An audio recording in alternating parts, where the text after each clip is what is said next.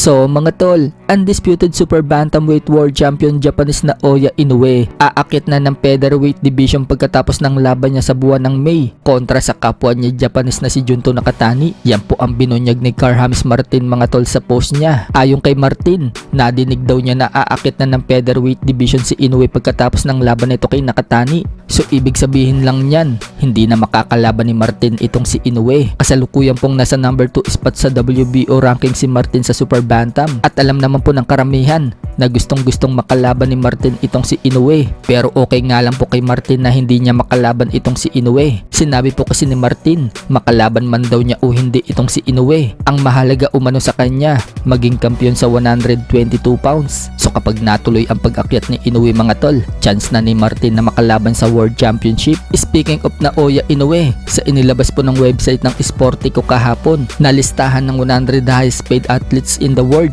sa taong 2025. Kasama po si Inoue sa pinakamalaking bayad na atleta sa buong mundo. Nasa pang-rank number 25 po si Inoue, kung saan kumita po siya dyan ng $62 million o katumbas ng 3.6 billion pesos sa pera natin. Kasama na nga po dyan yung mga sponsorships, habang pumapangalawa naman po si Canelo Alvarez, kung saan kumita naman po ito ng $137 million o katumbas ng 8 billion pesos mahigit sa pera natin. Pasok nga din po si Terence Crawford na nasa pang-rank number 21, kung saan kumita naman po si Crawford ng $66 million, habang si Jake Paul naman mga tol nasa rank number 30, kung saan kumita naman po ito ng $60 million. Nangunguna pa din po sa pinakamalaking bayad sa atleta ay itong si Cristiano Ronaldo, ang sikat na football player, kung saan kumita naman po ito ng $260 million.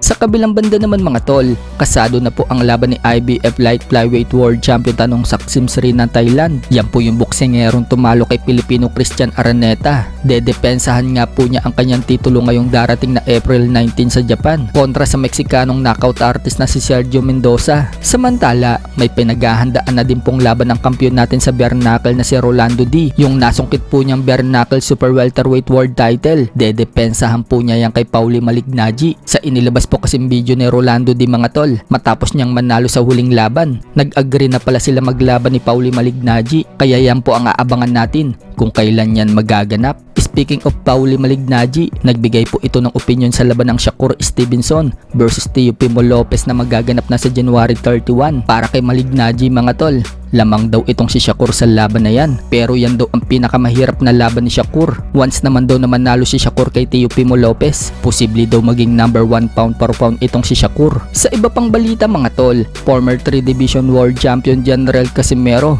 may laban na darating sa buwan ng March or April. Ayon po yan sa isa sa ka-team ni Casimero na si Kuyang Joseph. Last fight na nga daw ni Casimero yan sa Kameda Promotion. Kapag nanalo pa rin daw si Casimero sa laban na yan, pipirma daw ng panibagong kontrata si Casimero hanggang sa mapalaban na ito sa World Championship.